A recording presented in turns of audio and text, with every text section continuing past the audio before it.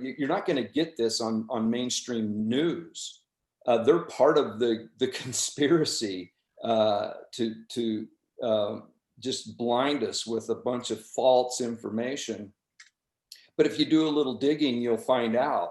And thank goodness for these formats that we have now, or we'd really be sunk.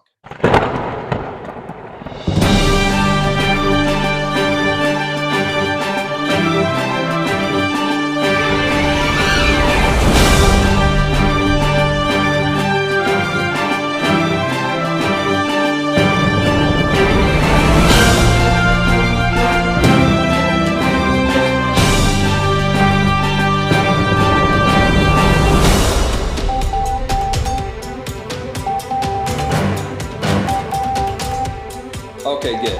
What happened to your yes hat?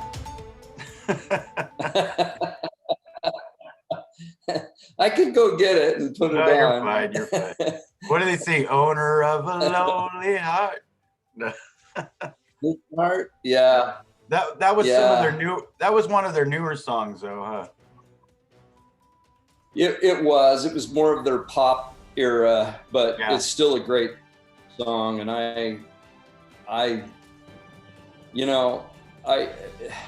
years ago, I wouldn't listen to that era of Yes music because I just had to stay in the 70s. But that's actually a really good album.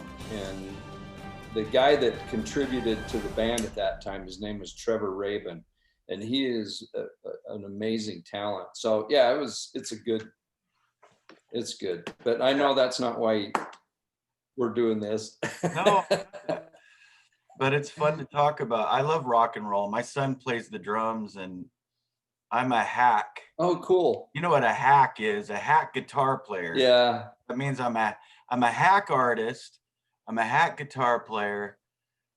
In other words, I'm a jack of all trades and a master of none.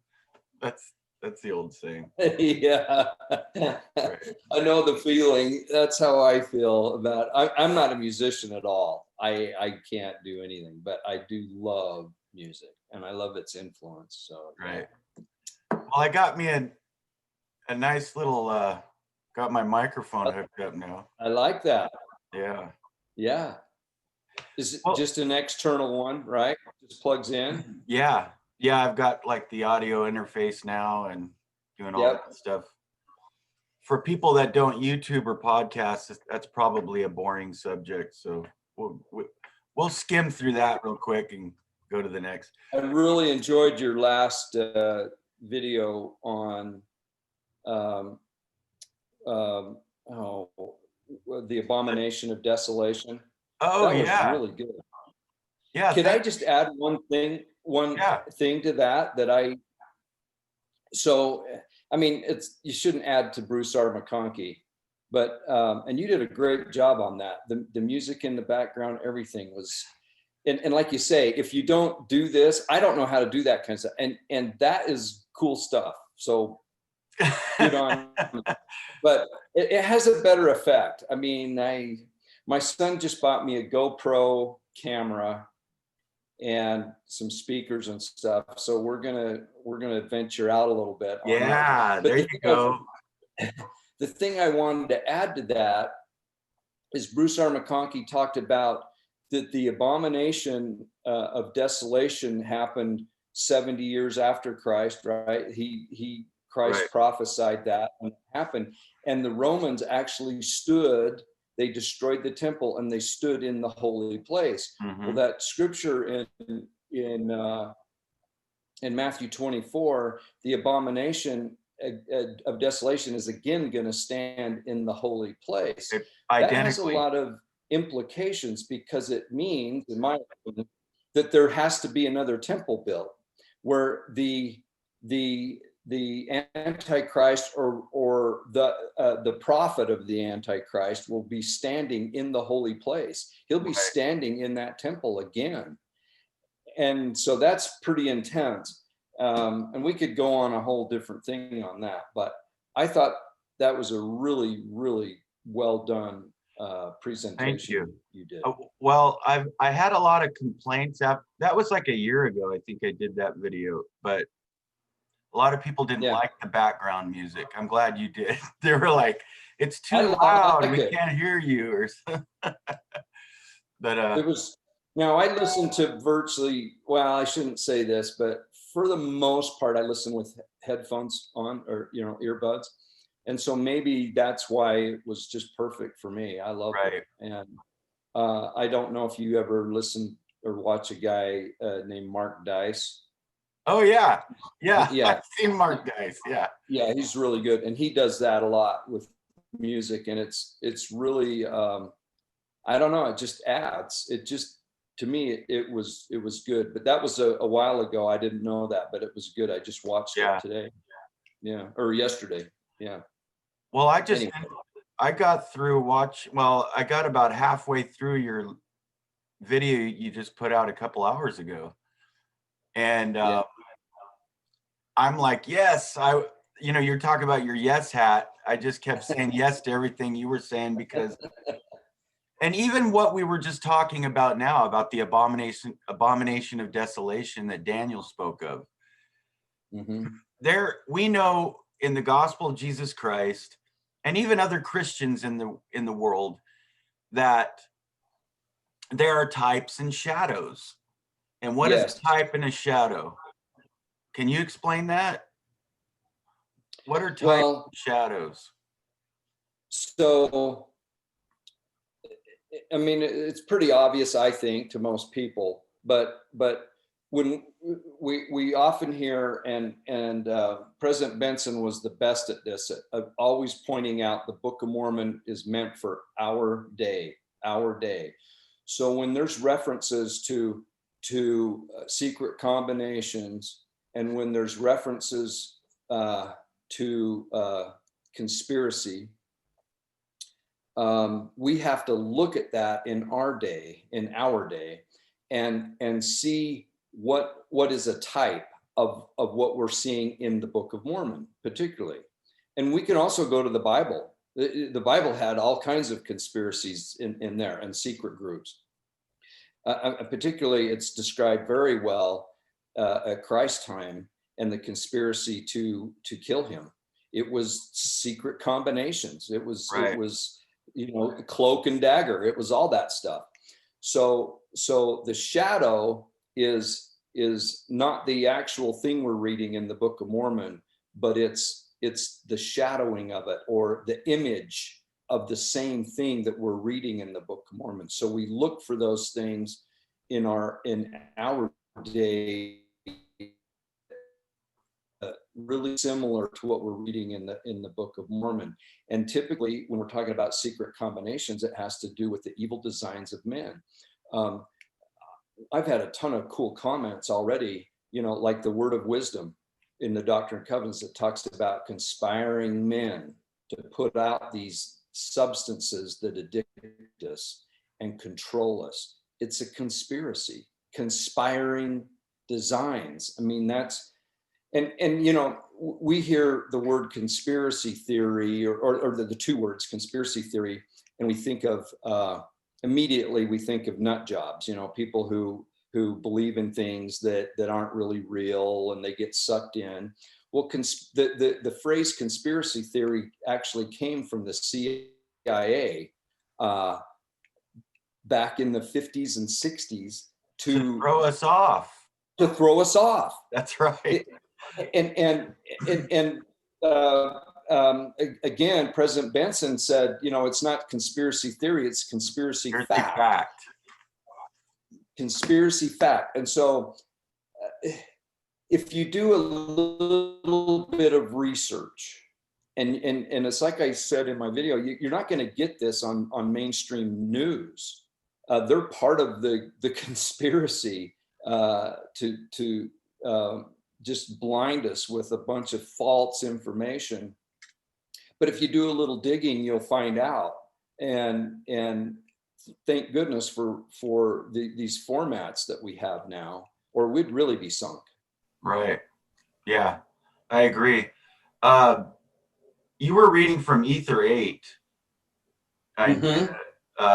That's Second Nephi talks about secret combination. So basically, what Yeah. I'm doing is there's a lot of complacency in the church, and I don't mean to offend my brothers and sisters, but a lot of our brothers and sisters don't know how important these passages are in the Book of Mormon. Secret combinations are mentioned, I think, just as much as the atonement of Jesus Christ. I mean, they're mentioned a lot. I don't know if They're it's mentioned. exact. Go ahead. Yeah, no, you're absolutely right. They're mentioned a lot. And in Ether 8, I think it was, it said that the very downfall of both the Jaredite nation, which if when you read that, the last battle, or not the last battle, but the last series of battles with Corianton and who was his opponent? Was it Shiz? I can't remember. Was it Kishkumen or No, no, no, no. Akish? I'm No, this naming is all. yeah, this is the Jaredite battle. Oh, the Anyway, Jaredites. That's right. yeah, Akish. but Akish. Corianton says that he saw 2 million of his people die. 2 million, just in his lifetime, in battles and wars. That's crazy. So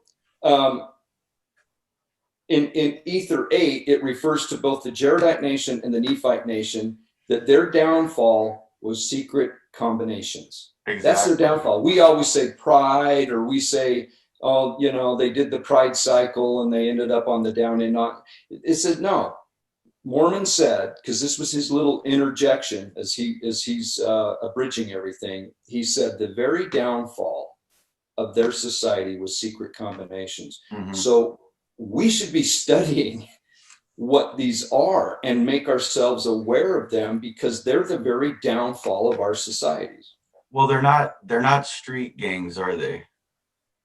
No. They're not a West Side Story, right? No. That might be the little outer fringe of it, the little puppets that perform acts of violence or whatever for these organizations that actually do want to bring the downfall of our society. Right. We call it globalism, one world government. We can name off individuals that have really been identified as part of this. We have to be careful too, because we can be thrown off of here too. Exactly. And that's why I usually just say, the husband of so and so, or but there's an individual who has a Jewish background, but he actually was involved in the killing of Jews as a young person. Mm-hmm. He's an old guy now. I know who you're talking about. He has billions, and he uses that money in a lot of these violent acts that we're seeing happening in cities all over, and funding certain organizations. And I got to be careful. I can't even hardly mention it. And his name sounds like Zorro. Yeah, yeah. Kind of sounds like Zorro. Anyway, touche. Yeah. All right. Yeah. So it's, if you want to find out, it's there. The truth is out there. Yeah. Well, even a lot of people don't know that this goes back. This isn't okay. So, that term, taking the red pill. Mm-hmm. You got people that are new at learning these things, and that's okay. We all have to start somewhere. I don't think it's important for us to know all the details in the devil in the details. You know, we don't need to know every little detail. I don't think our Heavenly Father wants us to. We don't need to. We're never gonna know what it looks like exactly behind that curtain where the Wizard of Oz is. Yeah. We don't know what it looks like, all the controls and all that stuff. You know, I think of the Wizard of Oz, but we can by understanding where we're coming from, by understanding that secret combinations are bigger, they've been around longer than people think. As a matter of fact, I have a quote right here, if I could read, by an apostle of Jesus Christ. You know, there's been so many apostles. There's been so many apostles that, like, latter day apostles that. So this is Charles W. Nibley. This was in October 1923, and he says, "Brothers and sisters, let me say in closing that we have it of record that the prophet Joseph Smith said the time would come when, through secret organizations taking the law into their own hands, not being governed by law or by due process of law." Are we seeing that now? Yes. But becoming a law unto themselves, when by those disintegrated activities, the Constitution of the United States would be so torn and rent asunder, and life and property and peace and security would be held of so little value that the Constitution would, as it were, hung by a thread.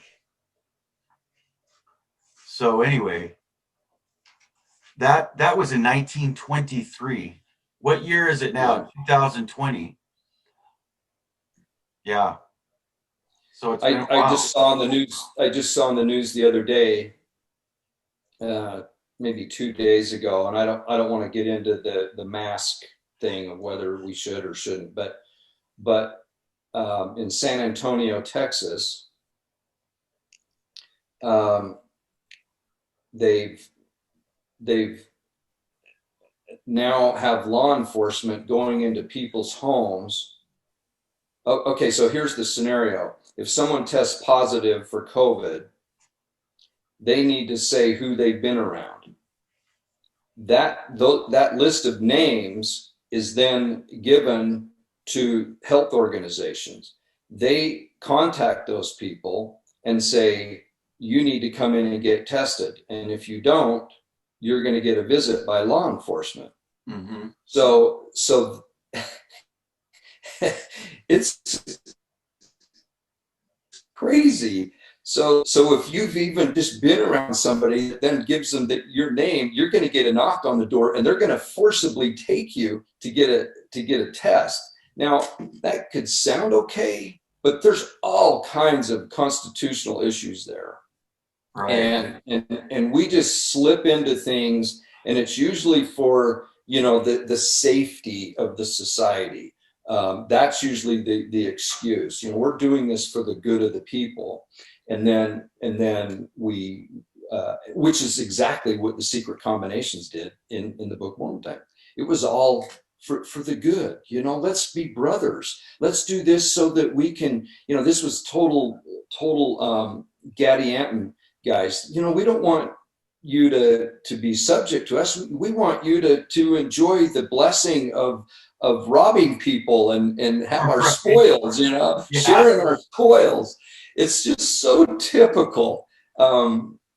It is so much like the Book of Mormon. Oh yeah. Today. You were talking about Cecil Rhodes, right? And your other. Yeah, Cecil. Thank you for remembering his first name. Yeah. When I do my videos, I have hardly any notes or anything, and I in fact, when I did that one yesterday, I was sitting down to eat this pulled pork sandwich. I know. I was watching you. And I thought, hey, I should do a video with this, and show this. So I literally picked my plate up from the kitchen and brought it into where I do these videos. And so I wasn't very well prepared. But Cecil Rhodes, a really good example of more of a latter day, let's say, individual, because we can go back to conspiracies, right, to Cain, right, and so that's where it really began. A deal with the devil. That's what really a secret combination is. But Cecil Rhodes, who made his fortune enslaving people in Africa to mine his diamonds, he was a ruthless killer, power hungry, An imperialist. an imperialist, and really I'll just say it, he was a pervert. Right. A lot of people don't like that word, but he was a strange individual. And Well, I think a lot of the secret society people are perverted. Yeah. There's no question about it. That's part of the thing, because it says in Ether that the secret combinations do the most wicked things.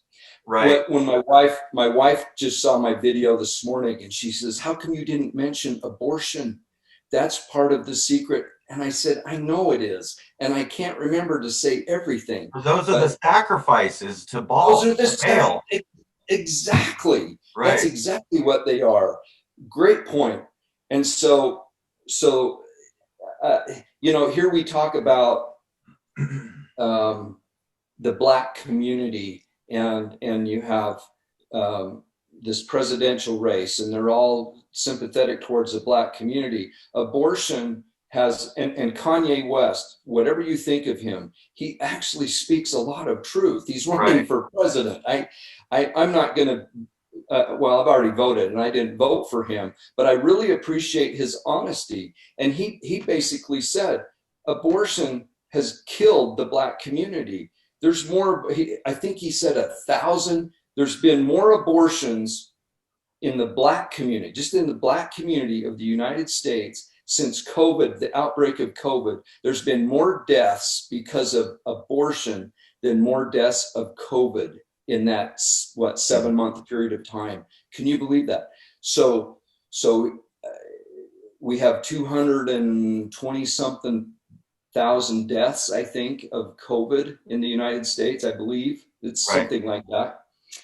So there's more deaths of aborted Black babies. Yeah. In that same time period. What does that tell you? That's what is that? Right. Yeah. Is that that's interesting. It's horrible. It's horrible. And it's the most horrible. And so as Mormon laments, as he's and you brought it up, it's like you were saying in The Wizard of Oz, we get a sneak peek of the wizard doing his things, but Mormon even says, I don't want to bring up this horrible scene, but I'm going to reveal a few things. And one of them was sacrifice of women and children. The human trafficking that's going on today, and abortion is exactly that. It's exactly that. Yeah. A lot of people don't realize too, you were talking about the Council on Foreign Relations. CFR, yep. They were founded in 1921? Early on, yep. And they were basically as a United States nonprofit think tank. Mm-hmm. And anytime you hear the word think tank, run away. Run. So true. So true. Because our, oh gosh, I can't remember. I forget a lot of names. I mean, if I didn't have things written down, I would forget a lot too. That's me. I could usually remember a last name or a first name, but not both together.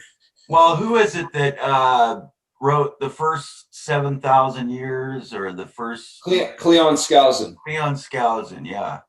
Yeah. His nephew has done a lot too.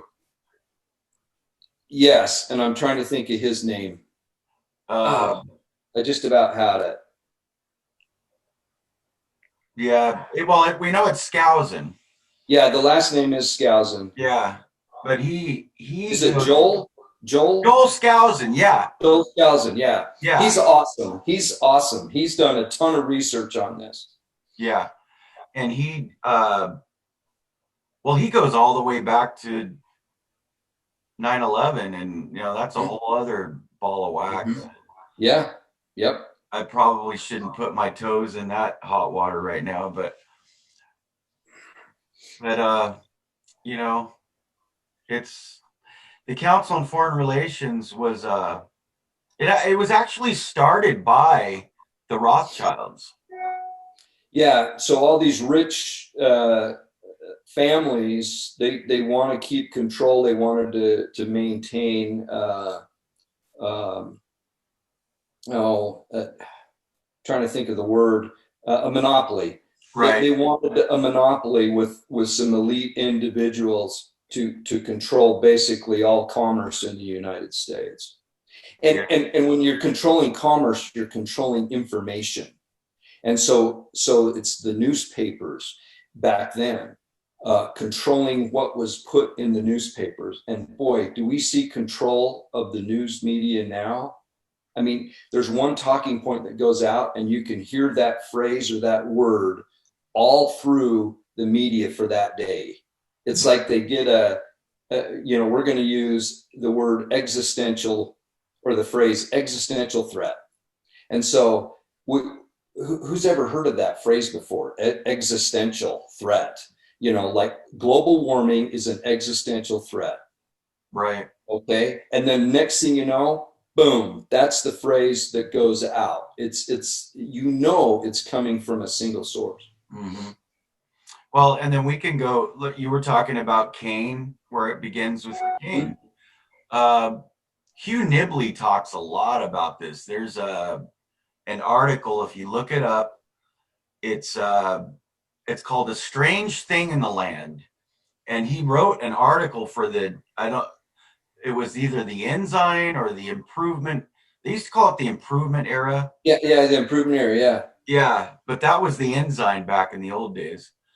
And he talks about how you can go back. Joseph Smith taught a lot about these things, where Cain is Master Mayhem. He is Yeah, he was the first one to make a pact with the devil. He was the first yeah, Kabbaler. He was the first secret society guy. He was the first of the people that we see today in the deep state. He was the deep state. he was the deep state. He was I the love guy. that. Yeah, And they have their signs and they have their tokens. And one thing that Satan likes to do is he likes to mimic. He likes to yes, mimic what our Heavenly Father does, because he wants the power and the glory. And he knows that there is power in these things, whether he's doing it with a dark force or not. Those, you know, there, I'm not going to say the name, like you were talking about the other guy. You didn't want to say his name, but I won't say the name of this society, but they use similar signs and tokens that we yeah, do in mhm, our temple. And they're not exactly. all bad guys, right? Go ahead. Right.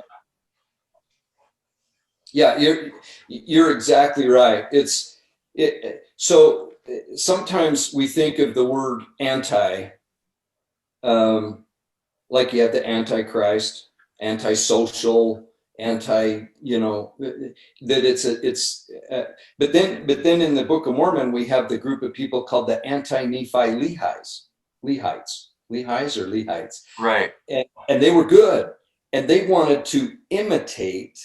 So anti is almost a better definition of the word anti is to imitate versus going against. So the anti-Nephi Lehites wanted to imitate the Nephites. They wanted that same covenant that the Nephites at that time had made with God. And so when we hear the phrase antichrist, it's someone just like what you said, who wants to imitate Right. Christ. So you're spot on that. And that's why we have to go in with this eyes wide open and see who's trying to imitate, who has all power, who's going to control everything, who's going to give us all the blessings, who's going to protect us. And if it's not God the Father, if we're not pointing to God every time and his son Jesus Christ, then I'd be suspicious, because there's no government's going to save us, and no individual's going to save us. Right. I wanted to read something else if I could. Yeah. From, Yeah.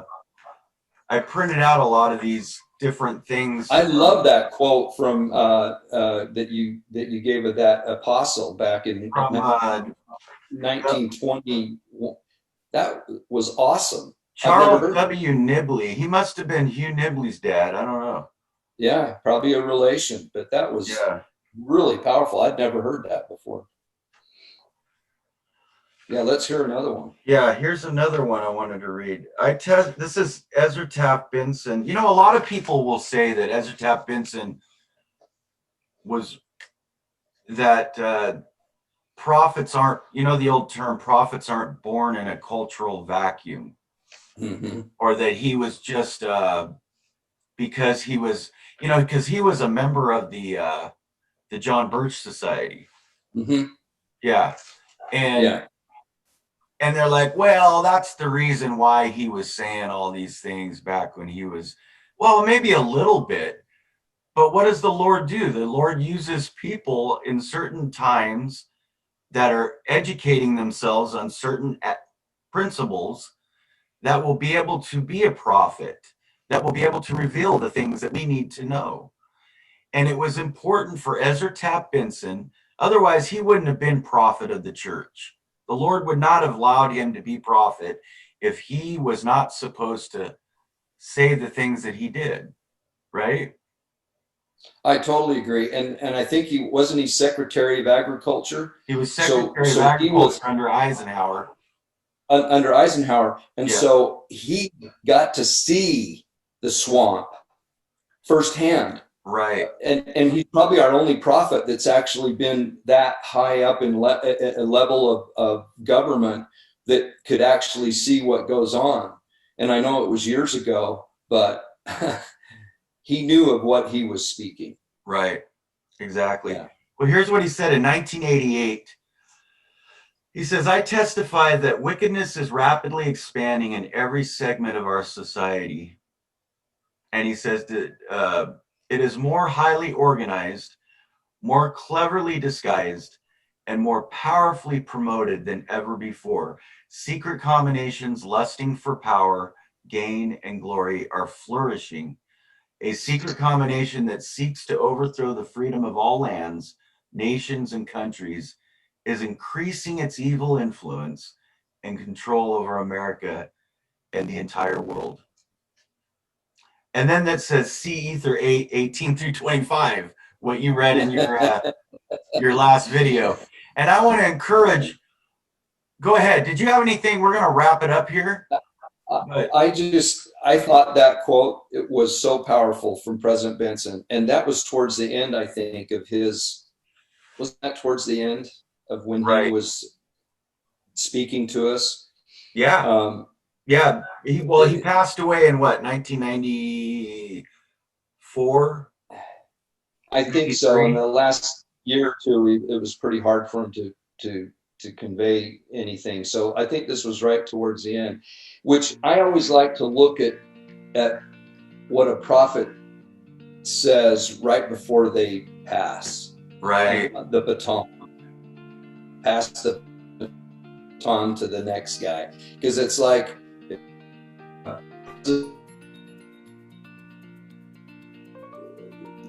for most of his ministry was ministering to the poor and needy, lifting the hands that hang down, and that was his thing. But his last conference talk was on the Book of Mormon. And it was so powerful to me to hear that. So yeah, great quote from President Benson there. Thanks for sharing that. Thank you. And I really appreciate you coming back. I want to encourage everyone too to go out there and watch Prepaid Preacher Palmer. I really love binge watching your stuff, man. You've got you're nice. Really. And the last video that he just made talking about secret societies and secret combinations. Thank you once again.